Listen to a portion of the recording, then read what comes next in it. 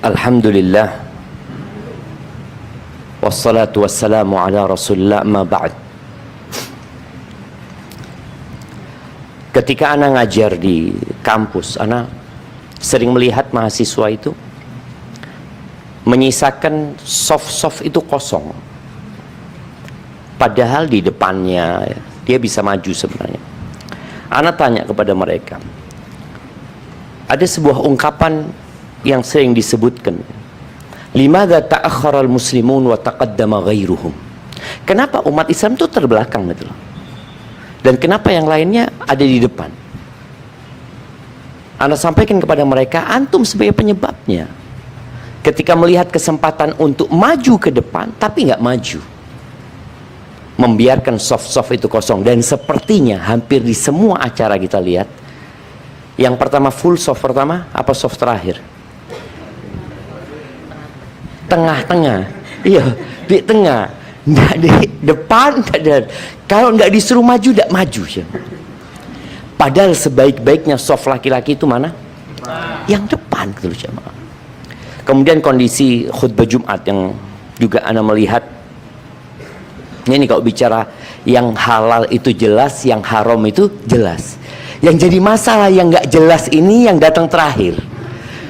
Jadi khotib sudah selesai ceramah, dia nggak tahu apa yang disampaikan. Dia cuma nunggu komat. Jadi dia apa yang disampaikan halal haram nggak tahu. Yang penting komat, habis itu pembagian nasi barokah, Jumat barokah. Jadi kita perlu jemaah meredesain ya. Anda lihat, masya Allah, senang banget Anda melihat ada sesuatu yang dirubah di sini, dan kayaknya kita sebagai umat Islam perlu merubah diri kita untuk menjadi lebih baik ya. Dan salah satunya kajian ini tujuannya agar kita menjadi lebih baik ya. Ahibati fillah, kita ini musafir ya. Bapak-bapak, ibu ini dalam perjalanan. Dan insya Allah yang di rumah sakit ini sering melihat orang-orang perjalanannya terhenti. Ada mobil jenazah di sini yang mengantarkan orang-orang yang sudah selesai perjalanan hidupnya. Maka bagaimana kita menuju ke perjalanan akhir kita itu, kita dalam kondisi yang baik gitu ya. Susah kalau kita harus sakit-sakit, bahkan merepotkan orang banyak. Rizki kita itu sudah ditanggung. Kenapa kita perlu belajar halal haram itu? Karena kebanyakan kita ya nggak sekolah halal haram. Bapak-bapak, ibu-ibu sekolahnya apa?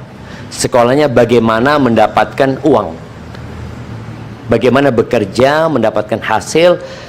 Sedangkan halal haram ini sepertinya, kalau ana salah mohon diluruskan. Nah, yang dokter ana mau tanya nih, dokter belajar nggak halal haram, dok? Kayaknya nggak ada gitu. Makanya kita perlu belajar. Orang yang makan haram itu menderita hidupnya. Para nabi, ada sebuah hadis ya, Rasul sallallahu alaihi wasallam mengatakan, innallaha thayyibun.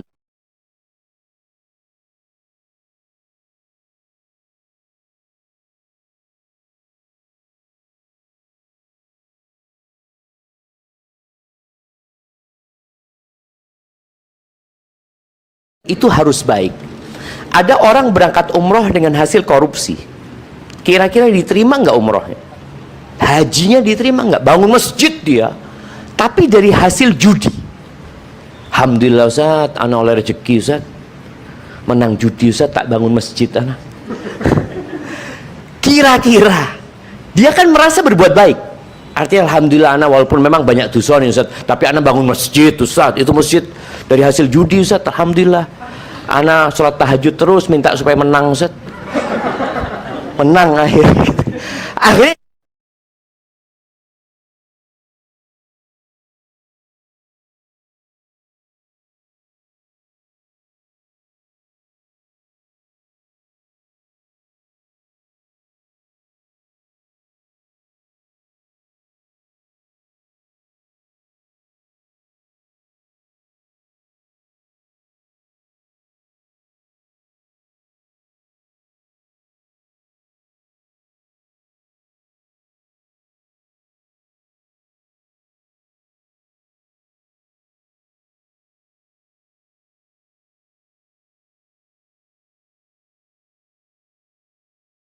Kan, ya ayyuhar rusul, wahai para rusul, para utusan Allah, kulu minat thayyibat, makanlah yang baik-baik, makanlah yang halal-halal, wa'malu salihan, dan beramallah yang baik juga, beramal soleh.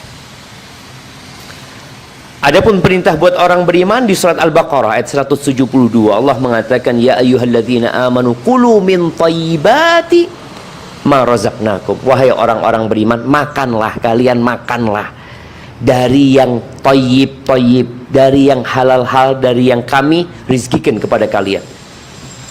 Lalu Nabi alaihissalatu menyebutkan kondisi orang yang makannya haram.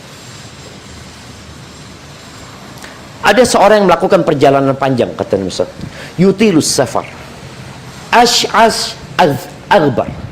Orang ini kumal kondisinya, ya, rambutnya penuh dengan debu. Doanya musafir itu mustajab. Doa orang yang sedang membutuhkan, ya, dengan kondisi fisik seperti itu, lalu dia angkat tangan, termasuk sebab dikabulkannya doa itu angkat tangan. Kemudian dia bertawassul. Di antara tawassul yang disyariatkan itu tawassul dengan asma'ullah al-husna. Dia mengatakan, ya Rabb, ya Rabb. Dia panggil nama Allah Azza wa Jalla. Dengan kondisi seperti itu, wa mat'amuhu haram, kata Nabi SAW, dia makan haram gitu. Wa mashrabuhu haram, makan haram, minum juga sama, pakaiannya haram. Wa ghudhiya bil haram, tumbuh besar dari yang haram.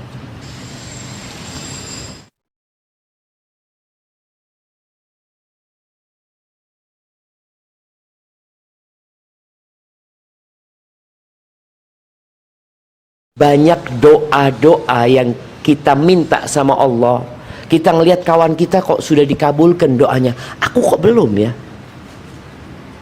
Mungkin kita makan haram. Dan ada satu penyakit dalam mencari rizki ini, ada satu penyakit yang nggak tahu bisa dideteksi nggak di laboratorium di tempat ini, cuma. Penyakit itu namanya istibta. Istibta, mungkin nanti bisa dimasukkan ke salah satu penyakit yang dicek di lab, cuma. Istibta ini merasa rizkinya lambat, merasa rizkinya lambat. Temennya sudah punya rumah, dia belum. Temennya ganti HP, dia tetap HP yang dulu. Motor tetap dia, padahal sohibnya sudah motor baru, dan motor barunya nggak kredit lagi. Aku kredit tak lunas-lunas. Ada perasaan dia melihat, kok aku kayaknya nggak dapat rezeki ya. Jamaah, pernah melihat burung emprit? Tahu burung emprit tentunya. Nah, kemarin itu hujan cukup panjang, jamaah. Bagaimana burung emprit itu makan? Gimana caranya? Dia makan hujan. Sedangkan burung emprit ini tidak seperti semut. Semut itu binatang yang menyimpan dan menabung. Burung enggak. Hari itu ya hari itu dia hidup. Akan kasih rizki kepada kalian seperti burung, bukan seperti semut. Karena kalau semut antum harus nyimpen, enggak, seperti burung, kata Nabi SAW. Taghdu khimasan wa taruhu bitanan. Burung itu pagi berangkat lapar aja, mah. Kosong dia. Dia nggak ada ceritanya sebelum berangkat sarapan dulu. Kalau antum mau berangkat sarapan disi, enggak bisa kerja. Enggak, burung itu enggak sarapan. Terus gimana? Dia mau makan di mana? Sedangkan petani baru nanam padi. Antum kalau lihat sekarang masih hijau-hijau, masih kecil-kecil padinya. Nggak tahu dia. Tapi Allah sudah menetapkan rizkinya. Apakah ada yang memikirkan rizki burung di sini? Dia pagi lihat, ya apa ya ujian ini ya, makannya burung. Nggak ada, Allah yang memberikan rizki. Yang penting dia berangkat dalam kondisi lapar pulang kenyang. Yang bicara penyakit istibta ini, Rasul SAW pernah berkumpul dengan sahabatnya mengatakan, inna ruhal qudus nafatha fi ru'i. Malaikat Jibril itu, Ruhul Qudus, itu membisikkan di dalam jiwaku.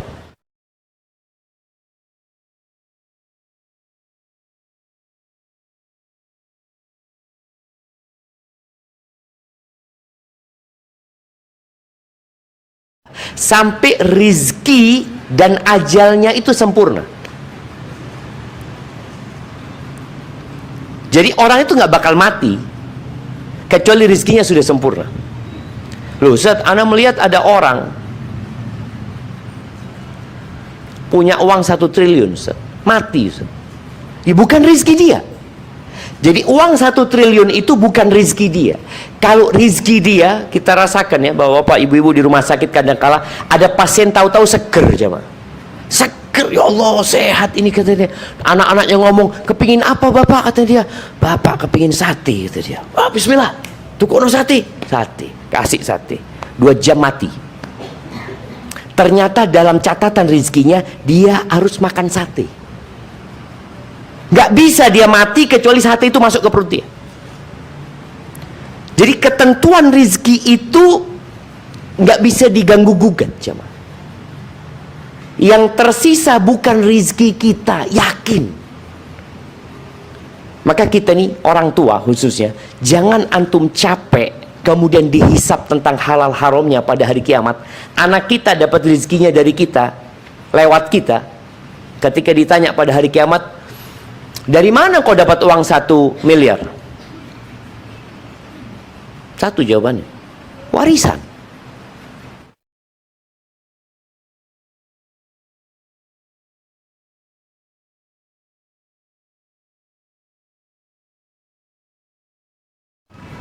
Anda ngelihat di rekening ayah ada 1 M, ya kita bagi-bagi sebagai warisan.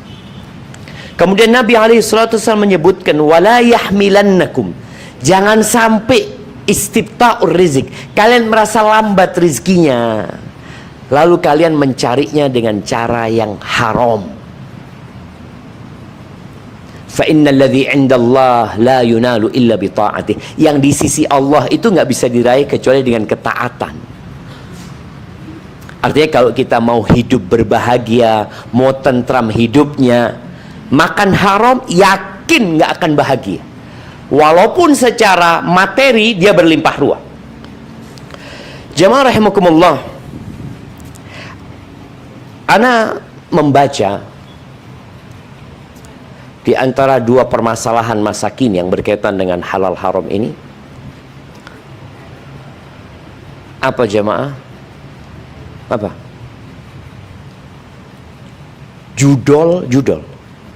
Judi online sama pinjol.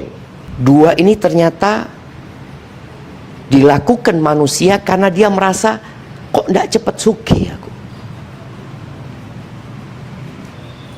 Baik, pinjam duit boleh nggak? Boleh, asalkan ada keperluan. Pinjam duit itu boleh. Soalnya kalau kita nggak mampu bayar utang, dari awal kita, dari hati kita, aduh udah iso aku bayar utangnya, berarti dia nyuri uang temannya. Dan pinjaman yang diperbolehkan itu pinjaman yang tanpa bunga. Kita lihat di masyarakat ini, kalau orang ditanya lebih dosa mana, berzina sama membungakan uang? Ibu-ibu, anu mau tanya ibu, lebih dosa mana orang itu berzina atau dia melakukan pinjol, atau dia ya sama aja mau pinjol mau minjemin secara biasa, lebih dosa mana ibu-ibu? Zina kan? Riba sama zina. Beliau mengatakan, kasih aku waktu. Akhirnya beliau merenungkan kitabullah, membaca hadis-hadis Nabi Muhammad SAW. Ternyata Allah itu mengumumkan perang kepada pelaku riba. Zina enggak. Ya zina dosa besar, bukan dosa remeh, dosa besar. Bagaimana orang yang melakukan zina itu diancam di dunia, dirajam sampai mati kalau dia sudah menikah, atau didera 100 kali ketika dia belum pernah menikah. Tapi riba ini Allah mengumumkan perang kepada mereka, karena ternyata riba ini merusak sekali. Apa kerusakan yang ditimbulkan oleh riba sehingga Allah mengumumkan perangnya? Takutlah sama Allah kalian. Tinggalkan sisa-sisa riba, tinggalkan. Oke, mungkin kita nggak pernah belajar, mungkin kita terlalu berambisi, dan orang yang melakukan riba itu akan berambisi dan bakhil, kikir dia. Jadi membantu orang lain nggak ada ceritanya. Perbedaan mengutangi yang tanpa riba dan mengutangi pakai riba. Utang piutang itu akadnya adalah sosial, sedangkan jual beli itu akadnya ya jual beli cari keuntungan, bukan sosial.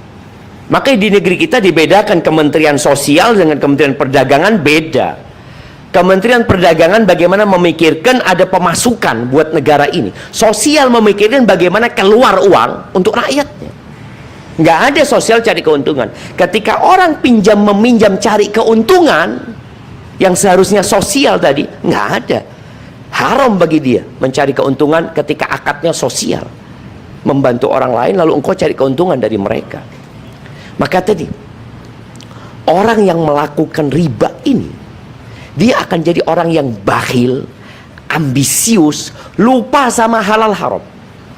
Perhatikan, diri kita mungkin melakukan itu, kita akan jadi orang yang bakhil. Maka Allah katakan, fa'illam taf'alu, kalau kalian tidak meninggalkan riba itu, fa'adhanu biharbin minallahi wa rasulih, maka ada pengumuman dari Allah, perang sama Allah dan Rasulnya.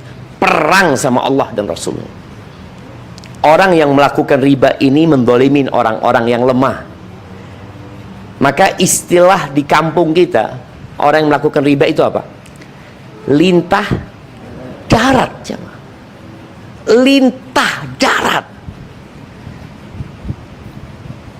Bapak-bapak ada yang lintah darat di sini? Nggak mau disebut lintah darat. Buaya darat.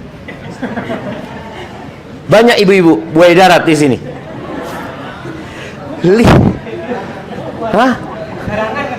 Garangan. Garangan memang darat ya, Ma. Ini buaya.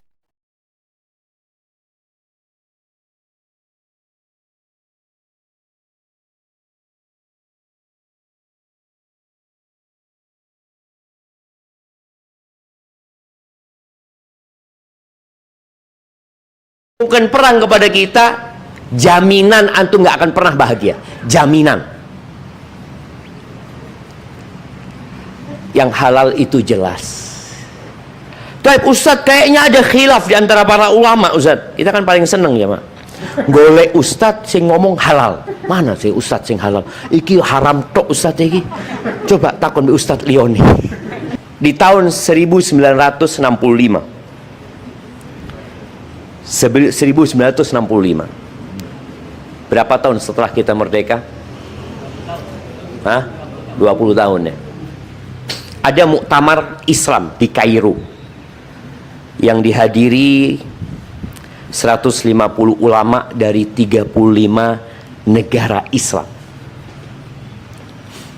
Mereka bermusyawarah di sana membahas tentang bunga bank. Karena bunga bank ini kan kecil menurut mereka, dan bank ini juga ketika meminjamkan itu memikirkan orang ini bisa mengembalikan, apalagi yang buat usaha. Sebenarnya bank itu membantu atau mencari keuntungan? Ya, Ma? Adakah bank itu konsepnya membantu, kami hadir untuk membantu masyarakat Indonesia? Ada?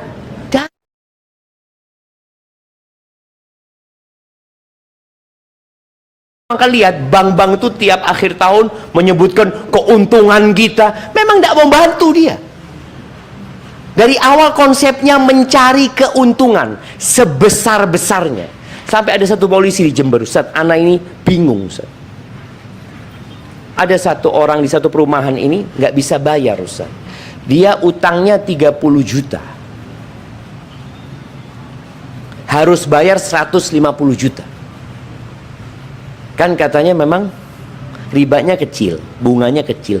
Tapi kalau bertahun-tahun tidak bayar, dari 30 juta jadi 150 juta. Rumahnya harus disita. Anak ini polisi yang ngerti, kesian sama orang ini. Ngelihat yang di sini raksasa, besar, mau makan semuanya. Dan itu yang terjadi. Jadi mereka itu mencari keuntungan. Jangan berpikir enggak, mereka membantu, saat menolong. Nggak ada. Kalau menolong itu mensos, sosial. Ini cari keuntungan. Maka disepakati di sana bunga bank dalam segala bentuknya adalah pinjaman yang bertambah. Jadi kalau mau tahu riba itu apa? Pinjaman yang mengembalikannya bertambah. Itu riba sudah. Jadi kita nggak perlu definisi yang macam-macam. Antum pinjam 1 juta, ngembalikan 900, alhamdulillah. Ada yang kayak gitu jemaah?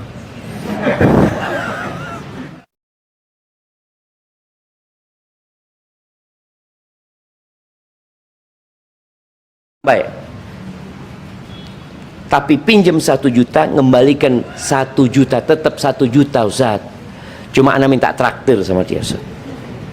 Berarti ada tambahannya. Apapun bentuk tambahannya, hukumnya adalah haram. Innal halala bayyinun wal harama bayyinun. Kata Nabi alaihi salatu, sesungguhnya yang halal iku wis jelas, yang haram itu juga jelas. Wa bainahuma umurun mustabihat. Iya, ada di antara halal haram ini yang abu-abu. La ya'lamuhunna katsirun minan nas. Banyak orang tidak ngerti. Yang ngerti siapa? Ulama ngerti. Tapi kita orang awam kadang-kadang nggak ngerti. Iki halal apa haram yo? Bingung. Maka kalau antum bingung halal haram, tinggalkan. Bukan dilakoni. Iki enggak, iki si abu-abu, enggak apa-apa iki lho. Yang abu-abu itu ditinggalkan. Baik. Bunga bank ini abu-abu apa jelas? Tapi ana pernah ketemu ustadz, katanya yang penting akeh sodakoh. Tadi di awal sudah diomongkan, iya, antum akan ketemu. Ana ketemu juga. Orang tanya, Ustadz, ana ini Ustadz 10 tahun tidak meninggalkan riba.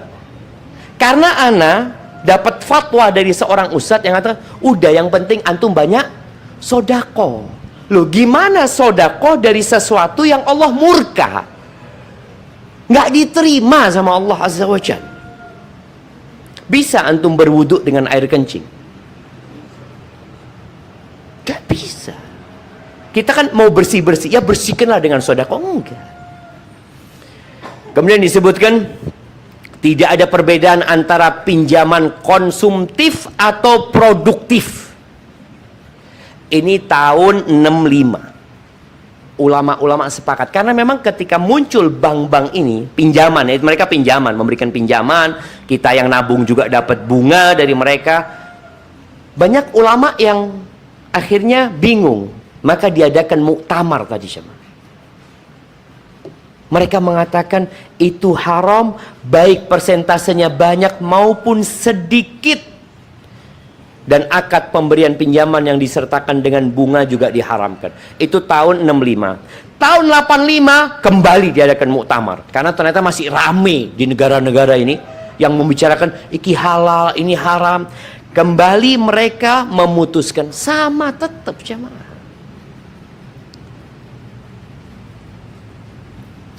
Dan ada yang meminjamkan, ada yang pinjam. Hukumnya sama enggak? Sebenarnya dosanya tentunya lebih besar yang makan riba.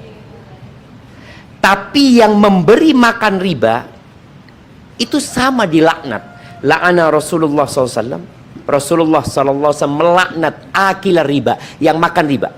Artinya dari 1 juta dia dapat 1.100.000, yang 100 dia makan, lebihnya itu riba. Wa mukilahu, yang ngasih lebihan itu juga dilaknat. Karena jamaah, orang-orang yang melakukan riba ini, mereka tidak mau kerja. Baik. Ada sebuah hadis Nabi SAW yang mengatakan, hadis ini diperselisihkan kesahihannya, tapi disahihkan oleh Syekh Albani rahimahullahu ta'ala.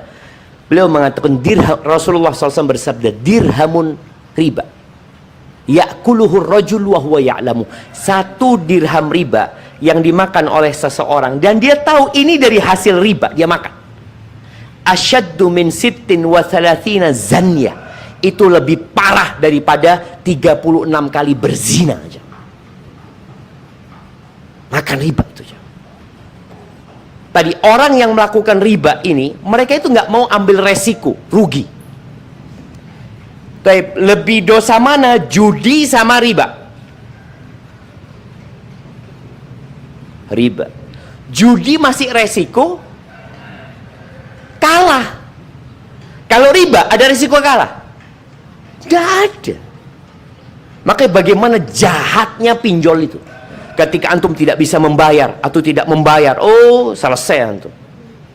Antum akan dilaporkan ke OJK, antum akan di blacklist, kemudian boleh jadi nanti antum akan dijelek-jelekin, teman-teman akan dikasih penjelasan bahwa saya fulan. Pokoknya mereka ambisius tadi dan nggak mau yang namanya rugi. Dalam Islam yang namanya dagang itu untung rugi. Kalau nggak ada untung rugi, berarti riba. Maunya untung saja. Dan ya, riba ini adalah kezaliman. Kalau ada di antara antum yang melakukan riba lalu merasa membantu, kan ada, enggak, anak nolong Ustaz, orang itu butuh uang, dia nyari sana nyari sini nggak dapat uang, anak pinjemin Ustaz, alhamdulillah, anak berbuat baik. Itu adalah kezaliman yang kata Nabi SAW, adzulmu dzulumatun yaumal qiyamah. Kezaliman itu adalah kegelapan pada hari kiamat. Yang nulis sama dilaknat, yang jadi saksi sama dilaknat. Urusan riba ini, maka yang halal itu banyak jamaah. Jualan cilok halal apa enggak? Halal apa enggak? Tergantung. Kalau cilok celeng, loh, iya jamaah. Loh, di pasar Tanjung itu hati-hati. Ada B2 yang dijual di sana. Dan kadangkala pedagang-pedagang yang tidak takut sama Allah, dia melakukan itu. Maka kita perlu berhati dengan halal haram ini. Tapi yang halal itu banyak.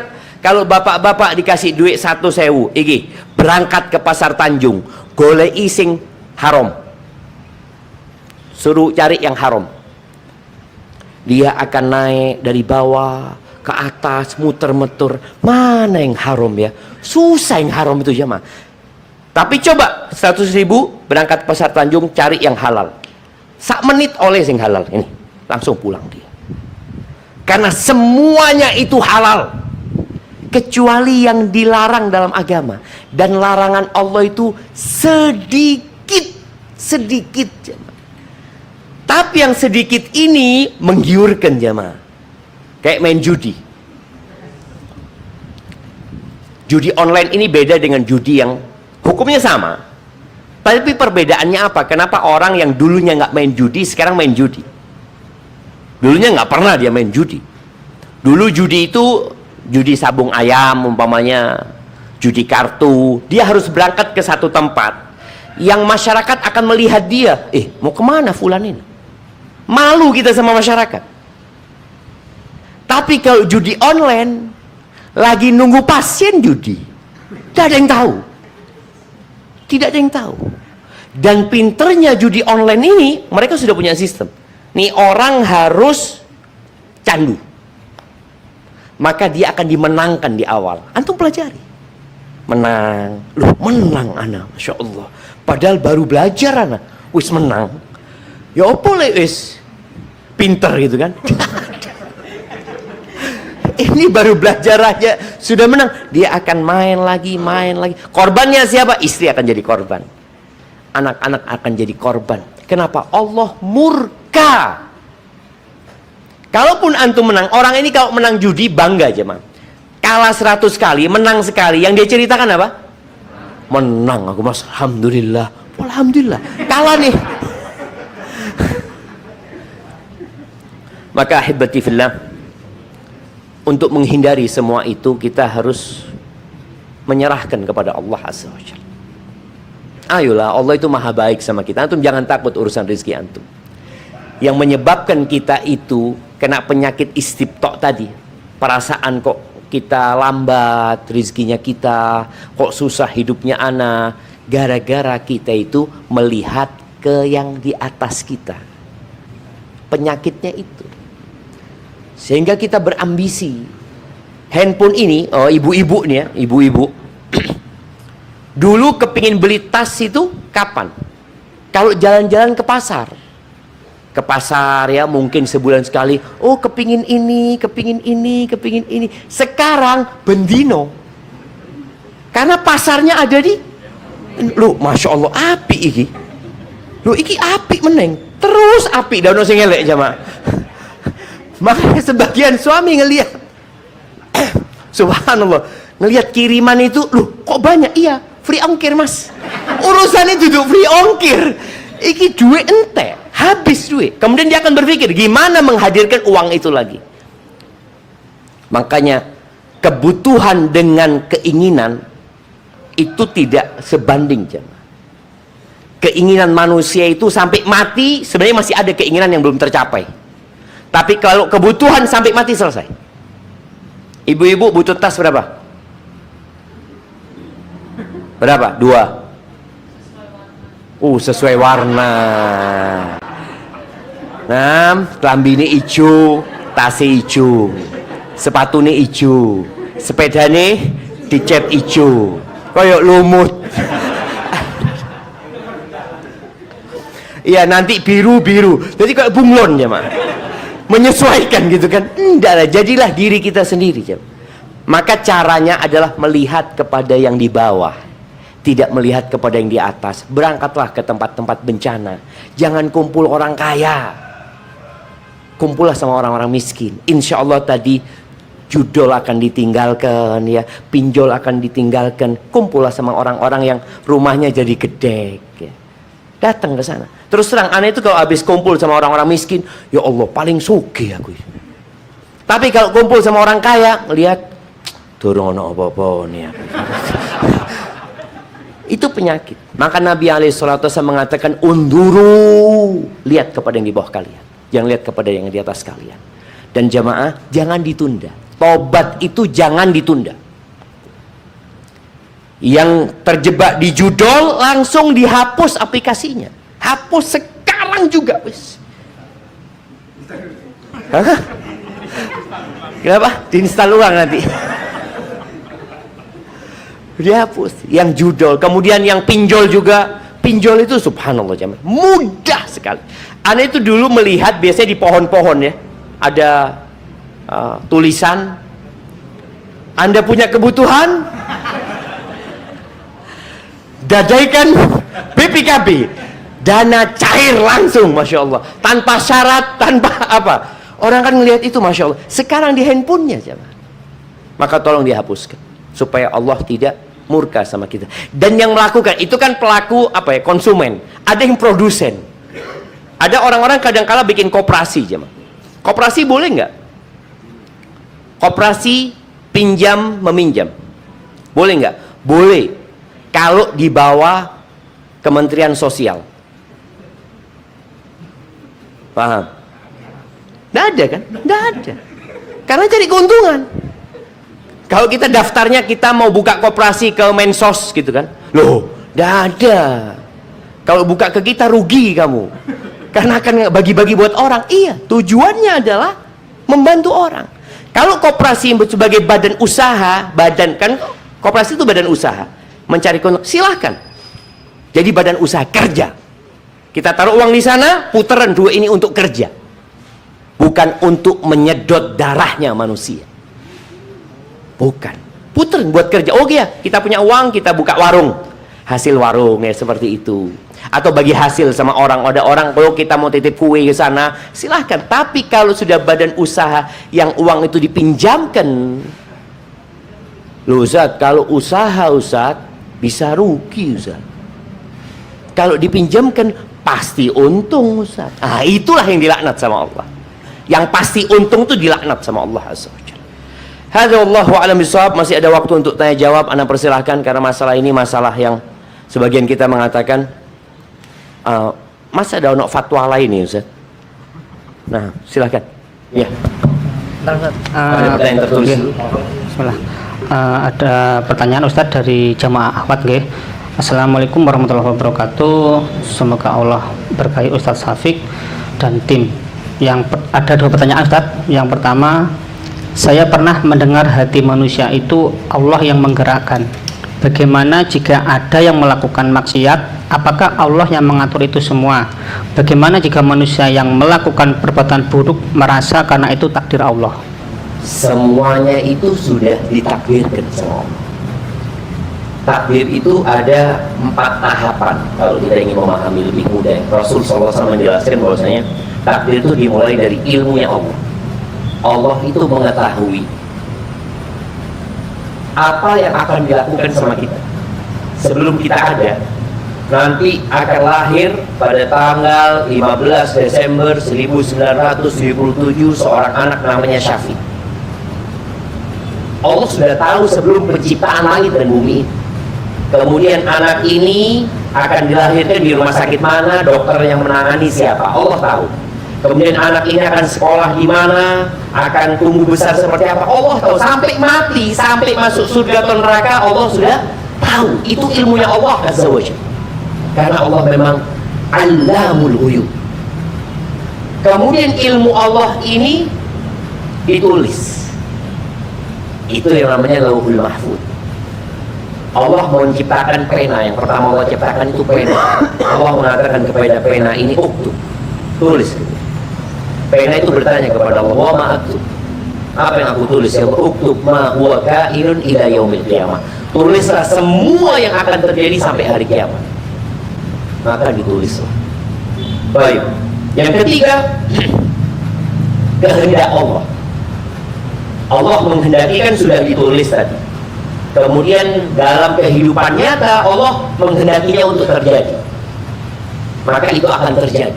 Umpamanya fulan akan lahiran anaknya kemudian mati. Itu sudah dicatatkan ada. Tapi pada saat dia mati itu kehendak Allah pada waktu itu. Yang keempat, penciptaan Allah Azza wa Jalla. Allah menciptakan apa yang Allah telah catat, telah Allah ketahui.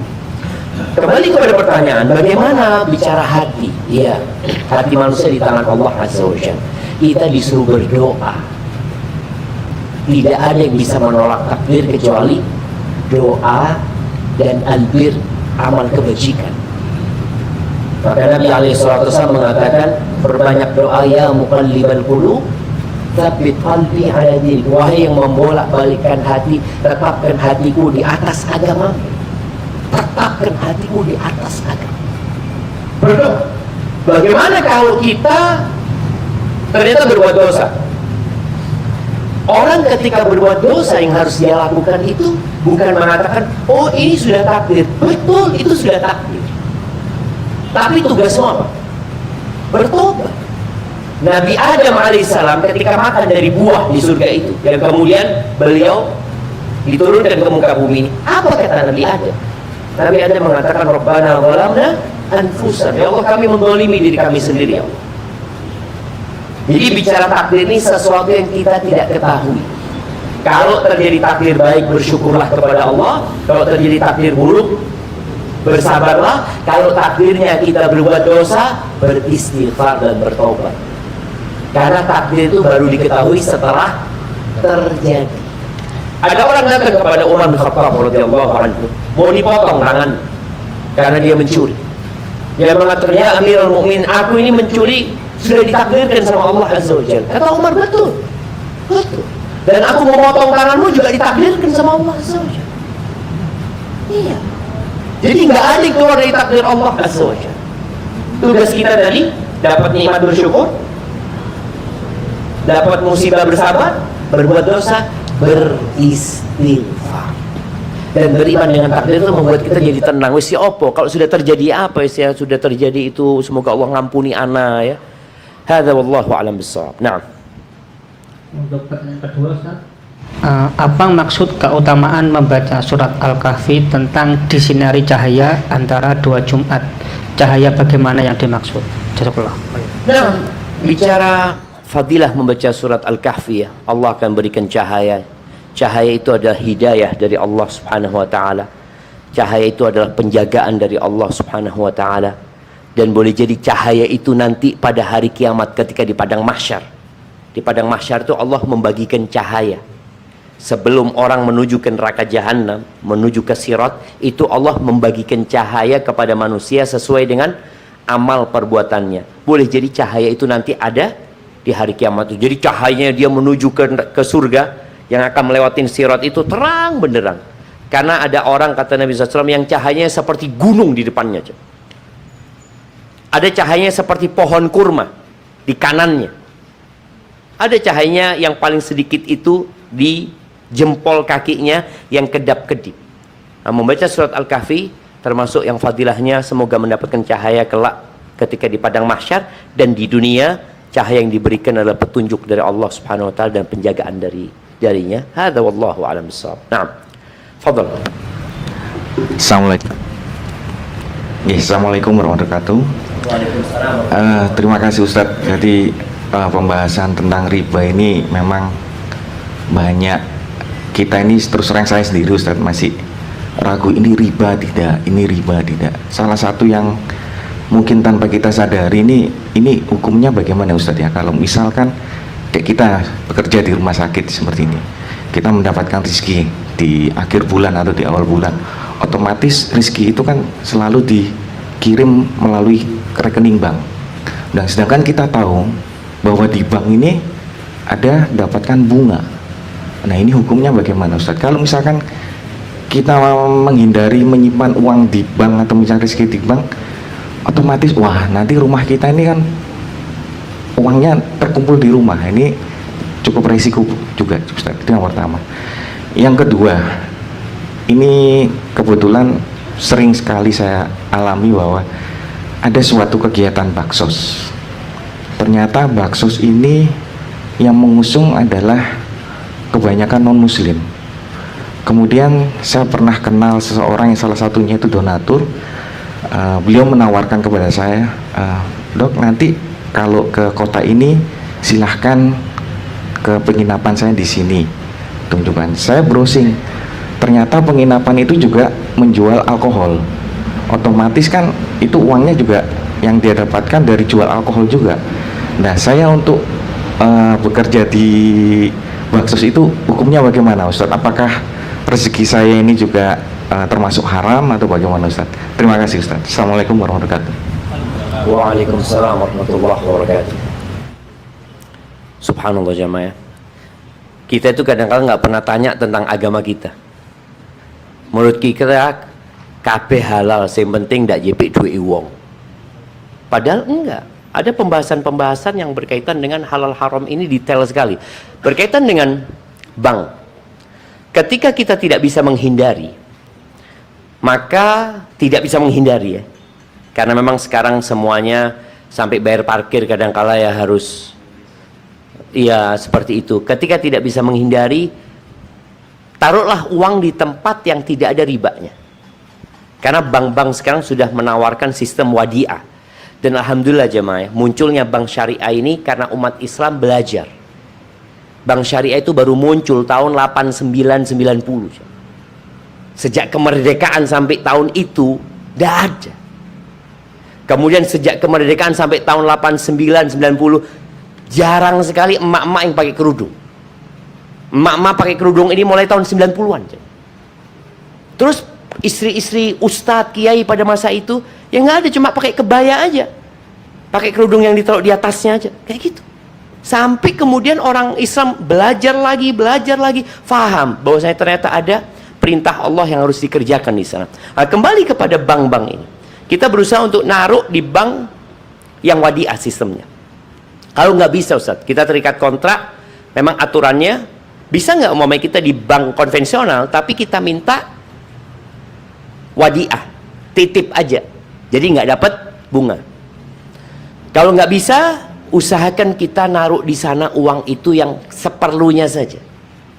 Setelah itu ditransfer ke bank lain yang syariah, yang kita titip saja. Titip. Nggak cari keuntungan, jadi titip.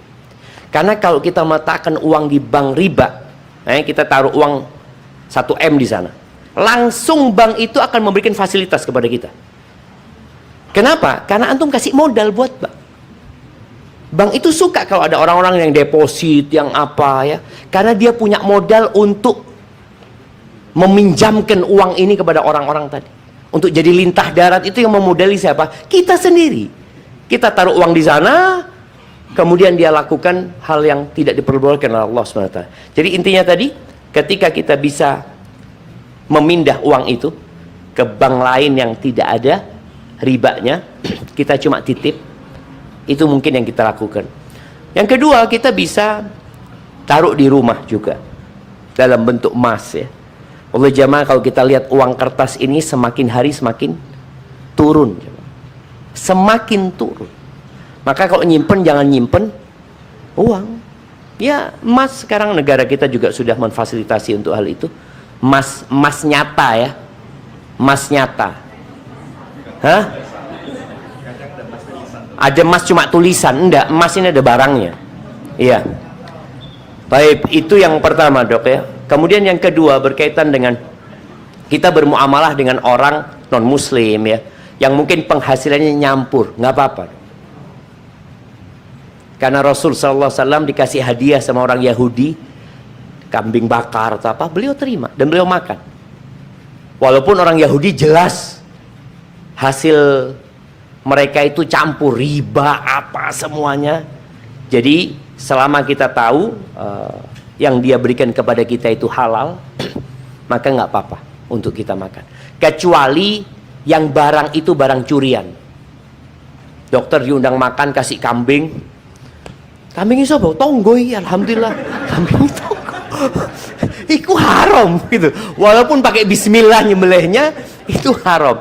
Tapi kalau dia cuma memang penghasilannya campur, ada yang halal, ada yang haram, nggak apa-apa kita bermuamalah sama mereka. Nggak perlu kita tanyakan hal itu.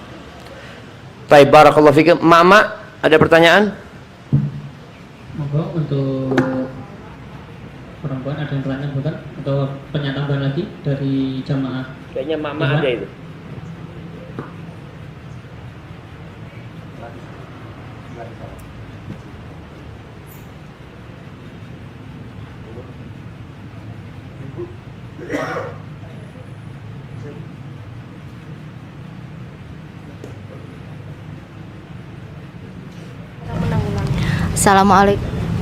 Assalamualaikum warahmatullahi wabarakatuh. Saya ingin menanyakan Ustadz, ini saya mengakui saya pelaku riba karena menggunakan fasilitas KPR. Bagaimana menghadapi ini semua? Karena kalau mau bayar langsung tunai masih belum ada uangnya. Mungkinkah ada solusi? Terima kasih. Iya, barakallahu fikum. Berkaitan dengan KPR ya, kredit mobil, motor. Kredit dalam Islam itu boleh, jemaah. Kredit dalam Islam itu boleh.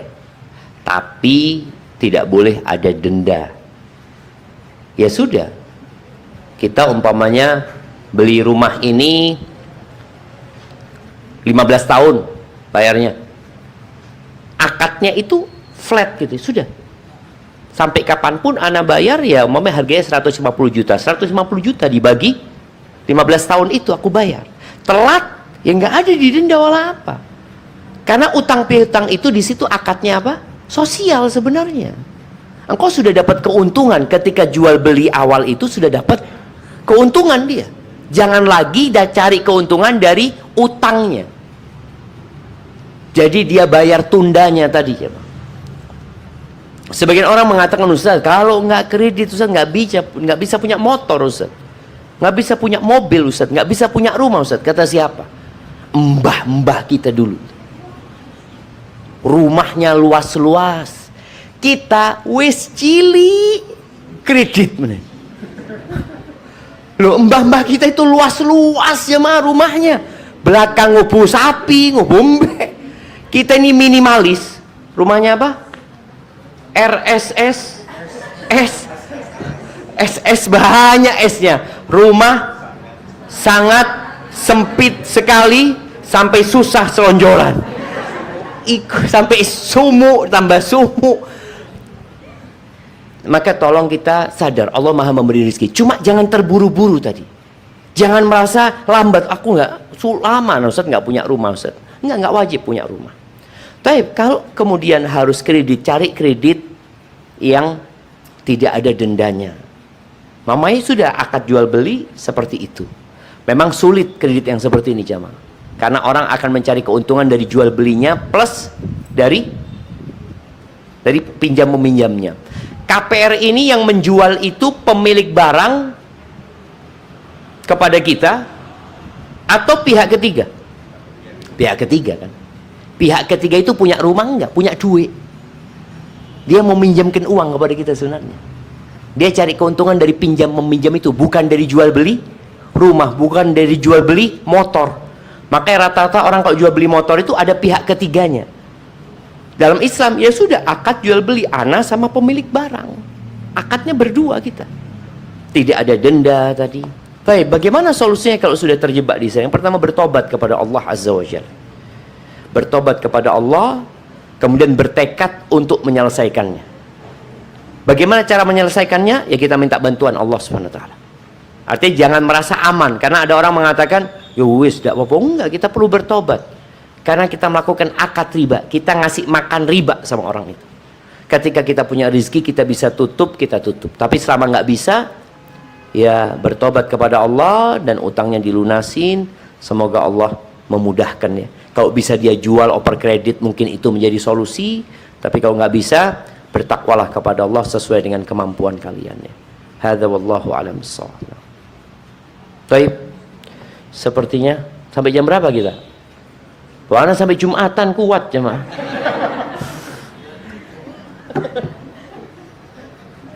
Monggo kalau ada pertanyaan lagi. Iya, ibu-ibu.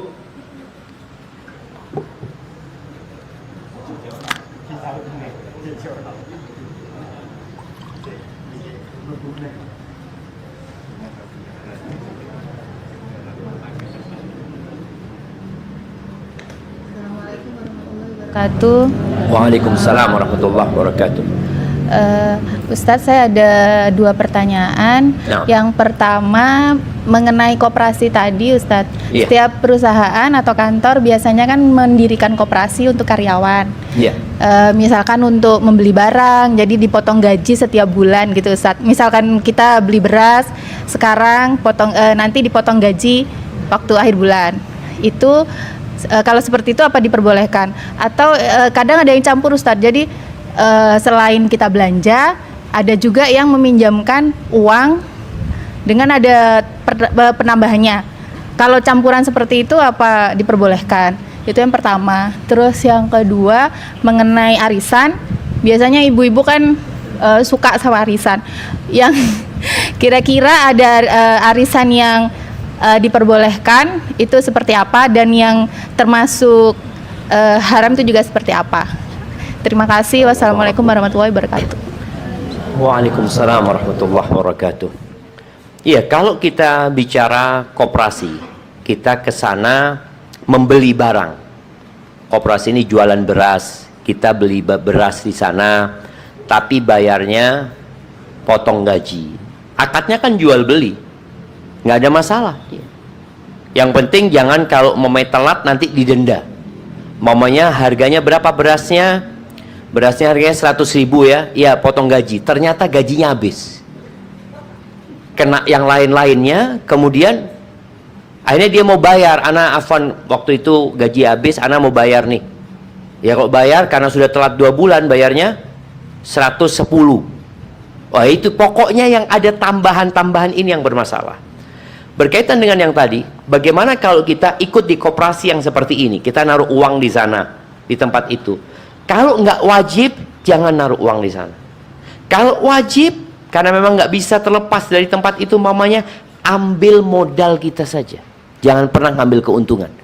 Karena biasanya di akhir tahun ada pembagian hasil kan? Enggak. Kita nggak ada. Anak masuk uang 1 juta, anak ambil 1 juta. Dan mudah-mudahan ketika kita semua sadar dengan riba ini jamaah, barokah itu turun dari langit jamaah. Tapi kalau kita ngisep darahnya orang-orang yang susah, ya sudah, Allah cabut barakah itu. Itu yang pertama. Jadi adapun yang kedua berkaitan dengan arisan. Arisan ini sebenarnya tujuannya apa? Sosial. Apa cari keuntungan? Sosial kan? Jadi kalau bicara sosial, ya sudah, kita naruh uang 1 juta, 100.000 selama 12 bulan, kita dapatnya berapa? 1.200.000. Apabila itu yang didapatkan sama dengan yang dia letakkan, tidak apa-apa. Tapi kan ada arisan ini yang diperjualbelikan jemaah. Umpamanya, ana mau jual arisan, kata dia. Berapa arisannya? 1.200.000. Sudah, ana jual 1 juta. Boleh? Tidak boleh. Karena ini jual beli uang sebenarnya. Pembayaran ini tunda. 1 juta dapatnya 1.200.000. Kemudian arisan yang mewajibkan orang yang kena harus ngasih makan. Kan ada seperti itu kan? Orang yang kena harus ngasih makan. Oh, ini berarti mencari keuntungan dia. Karena dia seharusnya uang itu 1.200.000 sana dapat gara-gara uang iki mangan di oma Ustaz. Tinggal 900 Ustaz. Ngasih makan orang-orang itu. Akhirnya orang yang meminjamkan ini dapat keuntungan. Jadi keuntungannya itu nggak harus uang jamaah. Keuntungannya itu bisa jadi fasilitas, bisa jadi makanan. Pernah sampaikan di sini mungkin ada orang ngasih pinjaman, anak pinjam fulus 100.000, nih 100.000, tapi antarna aku ya, nah alun-alun. Minta diantarkan ke alun-alun itu sudah keuntungan dari pinjaman itu. Maka itu riba, sudah sama. Ya, seperti itu mungkin. Wallahu a'lam bishawab. Terakhir, oke, ada pertanyaan terakhir di sini. Mic-nya bisa dikirim ke sini.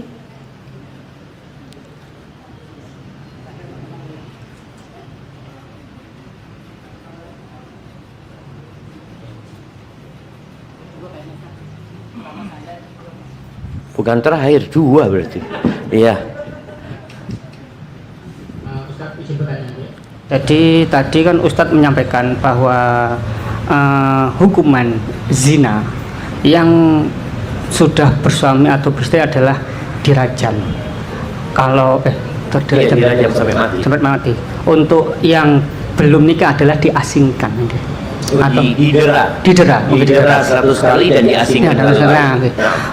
Pertanyaan saya Ustaz siapakah yang berhak menghukum kasus tersebut dan bagaimana secara hukum Islam membuktikan hal tersebut? Berapakah butuh saksi dan saksinya seperti apa Ustaz? Matur nuwun Ustaz.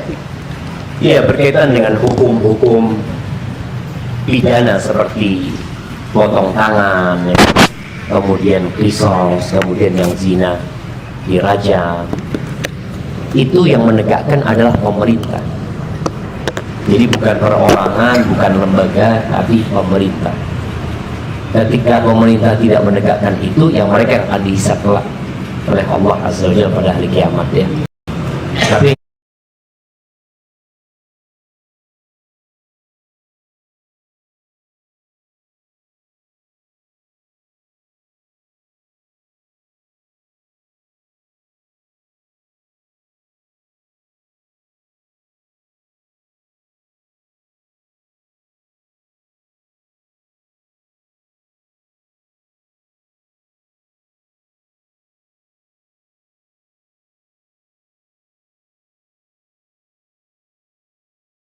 jelas itu hukum yang melakukan pemerintahan bagi kita yang berbuat dosa umpamanya. Tatkala hukum itu nggak ada, maka kita bertobat kepada Allah dan tidak perlu orang itu menyerahkan diri. Tidak harus orang itu datang menyerahkan diri. Ketika dia bertobat kepada Allah tanpa ditegakkan rajam umpamanya, Allah akan menerima taubatnya apabila dia tobat dengan taubatan nasuha. Adapun pembuktian orang berzina itu, subhanallah, zina ini termasuk perbuatan yang pembuktiannya paling berat, membutuhkan 4 saksi dan melihat orang itu melakukan hubungan suami istri, bukan di kamar berdua. Kalau kita kan umpamanya digerebek orang di hotel ya, enggak, dia nggak ngelihat, nggak bisa jadi saksi. Dia benar-benar melihat peristiwa perzinaan itu. Tapi kalau cuma gerebek atau dengar suara atau lihat orang berkumpul berduaan di bawah selimut, nggak kelihatan, dia nggak bisa. Jadi benar-benar harus melihat orang itu benar-benar melakukan jadi sulit sekali pembuktiannya. Kebanyakan dalam yang kedua adalah pengakuan. Kalau baca sejarah itu, rata-rata yang dirajam itu mengakui. Baik mengakui dengan mengatakan aku hamil dari zina, atau yang laki-laki mengatakan aku berzina. Nabi nggak langsung menghukum dia. Nabi tanya, ini orang nggak gila? Enggak ya Rasulullah, kata dia. Enggak, katanya, mungkin kau cuma nyium dia, kata. Enggak ya Rasulullah, mungkin kau cuma pegang-pegang. Enggak ya Rasulullah, aku berzina. Engkau tahu apa zina? Iya ya Rasulullah. Akhirnya baru dihukum. Jadi nggak sembarangan Islam itu menegakkan hukum tersebut. Ada proses yang harus dilewatin ya. Barakallahu fikum. Nah, pertanyaan terakhir. Bismillah. Syukran Ustaz, izin kami ingin bertanya terkait dengan pinjam meminjam Ustaz. Nah, apabila kasusnya itu ada teman kita atau kerabat kita meminjam misalkan uang senilai contoh 100 juta dan komitmen pembayarannya misalkan saya akan kembalikan dalam waktu 10 tahun cash, di 10 tahun terakhir itu cash dibayar. Nah, apabila kita misalkan di 10 tahun itu kita menagihkan uang tersebut dengan estimasi perhitungan nilai 100 juta di 10 tahun itu sudah berubah menjadi 150 juta, apakah kelebihan 50 juta itu termasuk kategori riba atau tidak? Syukran Ustaz atas jawabannya. Nah, barakallahu fiik ya. Jadi pada dasarnya 100 juta bayarnya 100 juta, nggak boleh ada tambahan. Tapi kalau memang terjadi inflasi sehingga nilai uang itu benar-benar, Ana lupa, ada ulama yang menetapkan lebih dari 70% apa ya turunnya, itu baru dia bisa damai. Nggak bisa sekarang. 100 juta ini nggak sama dengan 100 juta 10 tahun yang lalu. Jadi dia berdamai dengan orang ini. Hukum asalnya orang itu wajibnya cuma 100 juta. Karena memang 100 juta yang dia pinjam. Oleh karena itu, untuk menghindari hal itu, hendaklah kita meminjamkan emas umpamanya. Kalau kita tahu jangka waktunya panjang, maka lebih baik yang dipinjamkan adalah emas. Karena harga emas itu ya akan tetap 100 gram. Umpamanya dia pinjam 100 gram, bayarnya berapa? Ya 100 gram. Tapi nilainya kan berbeda, tapi bayarnya tetap 100 gram. Seperti itu. Dan tidak boleh pinjam uang kemudian diemaskan. Nih 100 juta ya, coba berapa nilai emas hari ini? Nggak bisa. Maka sudah, belikan emas, ini emas, antum jual, tafadhol, emas itu. Jadi memang pinjamnya itu adalah emas. Tapi kalau tidak, ini kalau sekarang mungkin tidak terlalu, memang orang pinjam uang tahun 80 baru bayar tahun 2024. Pinjam uangnya waktu itu cuma 100.000. 100.000 bisa beli tanah, bisa beli apa. Ya sekarang 100.000 cilok Bapak. Seperti itu. Maka perlu damai. Ada damai. Dan boleh jadi ketika terjadi pertikaian itu, solusinya adalah pengadilan. Dalam agama kita itu, orang enggak mau, nah. Lu udah bisa 100.000 dulu sama sekarang berbeda gitu loh. Walaupun kewajibannya memang ya 100.000 anak pinjam seperti itu. Itu yang perlu dilakukan. Hadza wallahu a'lam bishawab. Intinya jamaah, pinjam meminjam ini akadnya adalah sosial. Nggak boleh cari keuntungan. Cari keuntungannya sama Allah SWT, yaitu dapat pahala sedekah, dapat berkah, dikasih ganti yang lebih baik. Kalau ingin cari keuntungan, silahkan berdagang, silahkan jual beli, silahkan bagi hasil. Yang semua itu ada resiko untung dan rugi. Hadza wallahu a'lam bishawab. Itu yang dapat Anda sampaikan, kurang lebihnya mohon maaf. Semoga kita bisa mengamalkan jemaah yang kita pelajari. Kalau antum merasa berat, minta tolong sama Allah. Ya Allah, tulungi hamba ya Allah. Kok nggak bisa hamba meninggalkan dosa ini ya Allah? Dengan cara itu Allah akan memudahkan kita insyaallah. Wassallallahu ala nabiyyina Muhammadin wa ala alihi washabbihi wasallam.